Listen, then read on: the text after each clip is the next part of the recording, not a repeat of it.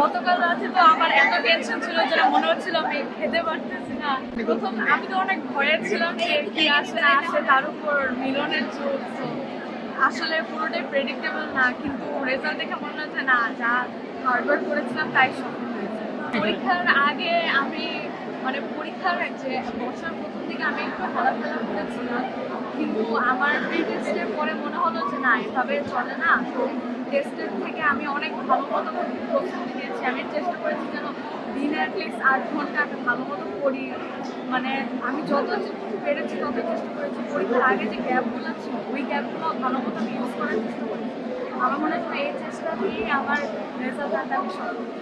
জীবনে আমি আসলে আমার ইচ্ছা আছে যেন আমি এইচএসসি দিয়ে আমি বাইরের দেশে পড়তে চাই, যাতে ফিজিক্স নিয়ে পড়তে পারি। তো আমি এই অনুযায়ী আমি যত পেরেছি চেষ্টা করছি। আর ছেলেদের এই বিষয়টা হচ্ছে কি, আমি বলতে চাই যে ছেলে মেয়ে আমি কখনো ভেদাভেদ করতে চাই না। আমার মনে হয় যে আমরা সবাই একসাথে এক, এবং আমরা সবাই একসাথে যদি ভালো মতো হার্ডওয়ার্ক করি তাহলে আমরা এই দেশটাকে একসাথে গড়ে তুলতে পারি।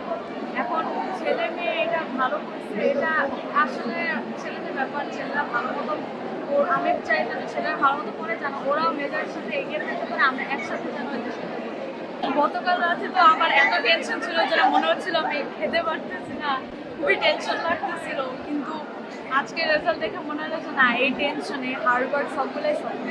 আব্বু আম্মু খুব খুশি ছিল। আব্বু আম্মু তো প্রথমেই বলতেছিল যে আব্বু আম্মু আমার থেকে বেশি মনে হয় যেন টেনশন ছিল, কিন্তু এই পুরো রেজাল্ট দেখে আমার আব্বু আম্মু অনেক প্রাউড। কার সাপোর্ট সবচেয়ে বেশি ছিল?